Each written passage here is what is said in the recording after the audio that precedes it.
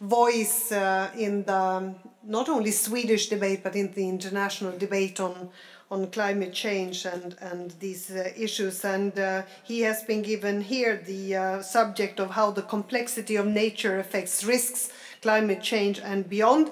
Johan Rockström, who is the Executive Director of the Stockholm Resilience Center. The floor is yours. Welcome. Thank you, Margot, and good morning, everyone. Just a small reflection on Dennis' presentation as well. I mean, just a reminder that everything we do in climate policy discussions is truly, like Dennis points out, focusing on the most probable outcome. And then we try to translate that to different targets for emission reductions or different efforts of trying to deal with change. And just as a reminder that the 2-degree target has a carbon budget that translates to something like 80% global reductions of CO2 by 2050, which gives us something like a 66% chance of staying below the most likely outcome, 2 degrees. Now that is a very risky approach because it assumes that we can gear ourselves towards an average, moreover with a 2/3 of a chance of succeeding or 1/3 of a chance to deviating from that. And in any other area of our lives, we never ever act in that way. We don't do it when we take our insurance for our houses. We don't do it when it comes to insurance for our cars. I had a discussion yesterday with the leadership of Swiss Re. They certainly don't run their business in that way. They're very, very concerned of the low probability, high impact risks in our lives. So low probability with high impact is really central stage for almost all other policy areas. But when it comes to climate, for some reason, we locked ourselves in this most probable outcome average approach, and moreover linking that to policies which have just a partial probability of succeeding at all. So it's a very, very risky approach, and this is what the Global Risk Indicator is truly trying to address. What I'll do is address why there is a further reason for true action, which is that most of the climate science is really focused on the sensitivity to emission of greenhouse gases. The additional question is, of course, how does the biosphere respond? What is it that could actually take us to the low probability, high impact future of a 4, 5, 6 degrees? And Bill, here we're certainly talking about the climate sensitivities. I'll try to focus on the biosphere response. And why is the reason to do that? Well, the reason is, of course, that we have so much empirical evidence that aside from the climate pressures on planet Earth in terms of emissions, we have exactly the same pattern on all other elements of the Earth system, which regulates the resilience and the ability of the planet to deal with the disturbance, the energy imbalance caused by emission of greenhouse gases.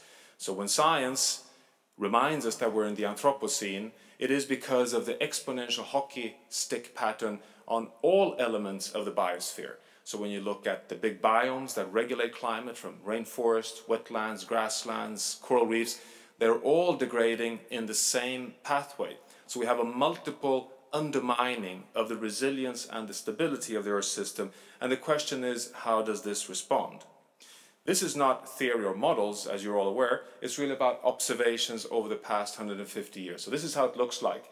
Up until 1950s, virtually very limited human pressure at the planetary scale, and then you see all the curves exponentially rising. You don't need to read what is on the plates there, but it's carbon dioxide, deforestation, eutrophication, nitrous oxide, acidification, etc. Actually, it's only sulfates roughly that have bended, and the CFCs, the original first generation chlorofluorocarbons. So we have a situation where we need to address the question, how do these things interact, and what role does the biosphere play in terms of the probability of low probability, high impact outcomes? Science is raising this in a more profound way through various syntheses that go sister to sister with the IPCC. The Planet Under Pressure Declaration, where 3,600 global environmental change scientists gather 2-3 months before Rio+20, declares for the first time, and here the climate scientists are involved, saying that we're starting to see evidence that we've reached a saturation point beyond which we can no longer exclude changes and feedbacks. And this is absolutely critical to recognize that up until just 10-20 years back, planet Earth has operated in a way that has dampened and buffered human disturbance, what we call negative feedbacks, meaning that the Earth absorbs change. I'll come back to exactly how that is occurring for climate. Now we're starting to see the first examples of feedbacks becoming positive, meaning that they get self-reinforcing in a way that is undesirable for human development. And this is communicated for the first time in this Planet Declaration report. One way to illustrate this is work that Bill and others have been involved in, is the scenarios of the fourth assessment of the IPCC here combined with the fifth assessment, so-called representative concentration pathways. And what you're all aware, and Dennis put that on the table, is that we are in black dots following the red scenario here, which is the highest scenario future with a mean probability of a 4.2 to 5 degree warming by the end of this century. So this is, with very little uncertainty, a high impact outcome, meaning it is actually connected with a very high likelihood of a catastrophic future for humanity. So this is the prime example of a low probability but a high impact event, but we're following this pathway. Now importantly, that translates to the right hand side to fantastic work by Malte Meinshausen and colleagues at the Potsdam Institute for Climate Impact Research, showing that we can no longer exclude futures with 6, 7, 8 degrees warming. Now here comes the real crunch. What can take us to those kind of futures? Well, in these climate models, predominantly the reason why the climate system is pushed to these high temperatures is assumptions on emissions of greenhouse gases. So it's largely driven by very, very high ppm concentrations in the atmosphere. They do not represent to such a large extent assumptions on changes in feedbacks in the biosphere. So they basically still assume a relatively stable ocean, a relatively stable land system, a relatively stable ice sheet configuration on planet Earth, and relatively stable forests. Now, the question is this a representation of how we most likely will see the Earth responding? And my argument will be no. That we're starting to see much evidence that in fact emissions of greenhouse gases might be just the starting point, and that the feedbacks in the biosphere could actually make this risk even higher than what is represented in the models today. One example of this is work coming out of NASA showing that if the climate sensitivity in the fourth assessment of the IPCC was 2 to 4.5 degrees, so this is the average probability when we double the concentration of greenhouse gases. As you may be aware, this sensitivity range will widen slightly in a few hours when the IPCC report comes out, and Bill will certainly comment on that. But just if you include the changing color of ice, when ice melts from a white surface to a darker surface, the climate sensitivity doubles. So you see that's one example of a massive feedback which is rarely included in the models. The impacts of these kind of scenarios are staggering. This is work that is not published yet, which will be in the AR5, showing, for example, just if you gather all the climate models in a 2-degree future, what would be the impacts on freshwater resources. In red here you have the areas which will have a high likelihood of less than 25% freshwater availability, which is a risk of a collapse of food-producing systems. So again, infinite impact with high probability, meaning an extraordinarily high risk pattern. Now, what is it that gives us confidence to talk of risk in this way already at 2 degrees? Well, it's because we're starting to see things happening already at 0.8 degrees. When Hurricane Sandy veers into Manhattan, putting the financial district under 3 meters of water, it's very difficult to explain that sudden westward veering of that hurricane without factoring in the collapse of the Arctic vortex and the push down of cold high pressure air, which may have interacted with natural variability, i.e. current global warming interacting with freak extreme events. The recent paper on methane release in Siberia is not factored into the climate models, won't be in the AR5, but science coming out showing that it could cost the world economy up to $60 trillion if this kind of threshold continues to occur. The Arab Spring, which clearly today is being, through evidence, connected both to phosphorus price increase and food price volatility in the world market because of forest fires and droughts in Australia and Russia, connected to 0.8 degrees warming because of the 12 years drought in Australia. So we're starting to see costly impacts due to the warming so far. And in the future, we can more and more show that we have major tipping points that we cannot exclude in the climate system. We've been showing that this also has connections in the biosphere. So when climate change changes freshwater resources, and then we manage freshwater in an unsustainable way, we cannot exclude collapse of the South Asian monsoon, not only because of climate change, but because of changes in land management. So these are the kind of interactions that are not part of the risk assessments so far in the climate models. Here's one example, which is related to the albedo change I referred to earlier. So albedo is the reflectivity of incoming heat from the sun going back to space. This is from Greenland, showing that 95% of incoming heat goes back to space in color, days of the year. So this is a massive global cooler. But in 2012, in the first time in observed history, the curve in black goes under 50%. So for the first time in observed history, Greenland goes from a negative feedback, self-cooling, to a positive feedback, self-warming. Those 2 weeks, when the entire Greenland ice sheet is melting, changing color slightly, equates to in the order of 300 exajoules of new heat into the atmosphere. The global energy consumption is 600 exajoules of heat. So this is just showing what happens when feedbacks change direction. We show for the Arctic that this cannot be excluded any longer in terms of tipping points. And we show that last time we had 2-3 degrees warming 120,000 years back, Greenland did not melt entirely, but we know we had 7 meters higher sea level, which means that Antarctica must have been more destable or unstable than we previously thought. So these are the kind of interactions which we now need to factor in to our risk assessments. Similarly, that recent science now shows that this is from the Amazon rainforest, showing that the sensitivity of the Amazon to flip over into a savanna may be higher than we previously thought. Now, it has happened before in paleo history. It could happen again, which would mean a tremendous pulse of carbon abruptly into the atmosphere. And the reason for that is that when we see these kind of pictures on Borneo, 75% of rainforest lost to palm oil plantation, we normally associate that predominantly with also biodiversity locally. But in fact, these systems also regulate regional hydrological systems, and they also give feedbacks as soot and greenhouse gases affecting the entire climate system, shown in a lot of science of what happens when we lose the rainforest and how that can propel in teleconnections across the world. So to kind of take this to the risk discussion we're having today, this is what we're used to see in terms of ice core data over the past million years, in and out of ice ages with a 200,000 year periodicity.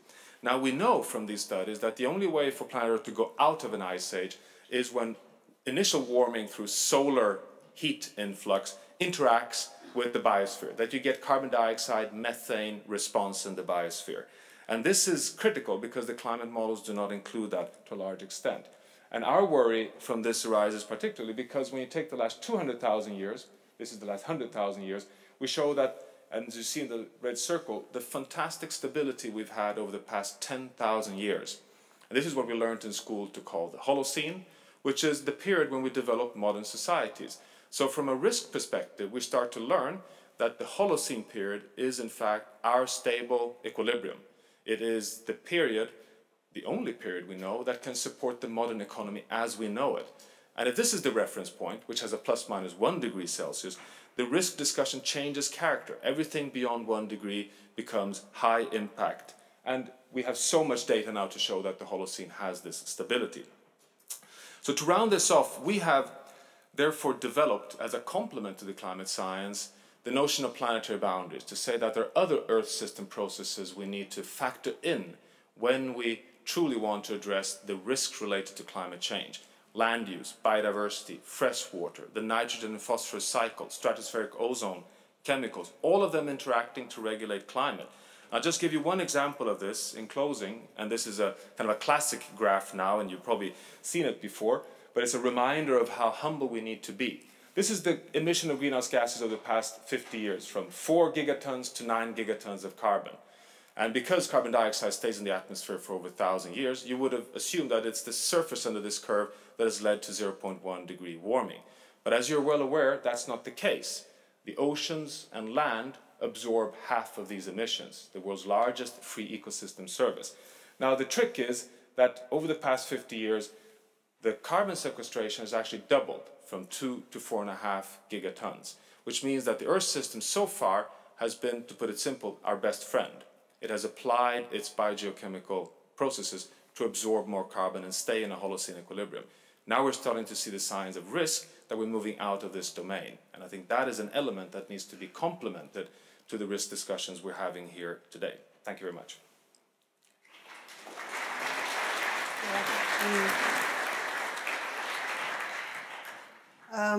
Well, you were, rather fast in giving us a lot of food for thought and scary stuff that you present, Johan Rockström.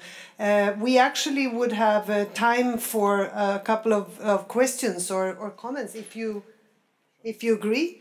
We will also have a little later, after these introductions, we will have a questions and answers session. But if there are questions to these very sort of complex pictures that you're showing us as well, and tables. But please, I open the floor if you have any questions or comments. Does this leave us totally hopeless, Johan, or this is? Can you say something about where do we find hope in all of this and the opportunities? How do you see it? No, it certainly shouldn't leave us hopeless. My kind of remote was beeping and telling me time was over. I had actually a final slide here which says the following: that for one, I think the key message is that this reminds us that we have to become stewards of the entire planet, and that ecosystems can play a tremendously important role in helping us to continue, buffer and manage the risks of climate change. But it tells us that we have to be very careful in how we manage the remaining forests, grasslands, oceans in the world. So that's a key message. The other key message is, of course, that I think by putting all these, let's say, cards on the table, it can also help us in moving faster towards solutions. And we haven't talked anything about solutions here so far, but as we all are aware, there is so much evidence that at least for climate and emission of CO2, we have the technologies and we can actually move very fast towards a low carbon future. And therefore recognizing that, the battleground of whether we move or do not move into high risk terrain on climate is both on emissions and on biosphere response. And that together should lead us to an even faster, incentive to move in the right direction. Thank you, Johan. I guess to most people this is rather overwhelming, because we would not be able to sort of contradict any of these figures or tables. We just have to sort of take it, and we have to try to analyze it as best we can. And most of us are not experts, but we'll just have to put it together into a picture that hopefully also leads to action, or us wanting to address this problem and also learn more. And that is the idea behind Global Challenges Foundation as well. Are there any questions to you, and don't hesitate. I mean, you can ask anything. Please, Åsa Romson. Yeah, thank you, Margot. I just have one question then, of thinking about today's presentation by the IPCC. Is that do you by this mean that it's too narrow, the IPCC scope, how to speak? I think most of us would, when we see the presentation, also say, oh, this is really complex. Does the science become too complex if you try to put all these together? And how should we have another IPCC panel, or should there be a combining section between all these different kind of panels? As you said, there were presentations before the Rio plus 20 and so on. So if you could just elaborate a bit on that. No, I think the IPCC should not broaden its scope in that sense. I think it's really important that IPCC does what it does really good. But I would have wished that, for example, IPCC just could state a little bit more clearly that, in fact, the most likely outcomes and scenarios that we'll be presenting today assume that the oceans will continue to take up 25% of our emissions. It assumes that the terrestrial ecosystems will continue to take up another 25%. So we simply assume that the resilience of the biosphere will continue and that we'll be managing land and these areas very well. And we must admit that we don't yet understand fully tipping points, and we're not including yet, for example, the massive changes in color of ice when it melts. To be a bit more clear that, in fact, IPCC is a relatively conservative analysis, and not, so even let's say the worst scenarios of the IPCC have assumptions that we do good things in many other areas that are a precondition for the climate system not to move even faster in the wrong direction. And I think that is an important reminder for people like yourself, political leaders, who I think need to keep many balls in the air. You simply have no choice. I mean, I often try to emphasize we need to embrace complexity, and I think also policy needs to embrace systems thinking. And so it's not to kind of make IPC impossibly complex, but I think it's also to put caveats on what does IPCC in fact not address as well. And I think that would be quite helpful for policy and give confidence for decision making. Are there other questions or comments to Johan Rockström? Yes, please. So, yeah. Can I ask, this seems so serious. Would you agree that OECD governments should formally communicate this to all the citizens of their country? Well, last time I sat down with Angel Gurria and talked over these issues, he concluded, so I'll cite him, humanity is on a collision course with nature. So when the OECD leadership, in fact, takes that position and is actually internalizing a deep concern that the risks we're facing are, let's say, unacceptably high, I would argue that yes, OECD should take action. And there's a further dimension to the need for OECD particularly to take action, which is on equity. Because we must admit that the largest portion of the reasons behind the predicament we're in is caused by the OECD nations. And now we have the positive situation of rapid development among the world's poorer nations in the world, having a right to development. And a lot of analysis show that therefore OECD nations need to cut emissions even faster to give space for a transition period of CO2 emissions from India, China, South Africa, Ethiopia, etc. So I would argue that OECD is in a position to both show that it's possible to have good well-being in a low-carbon future, but at the same time move fast to give space for development.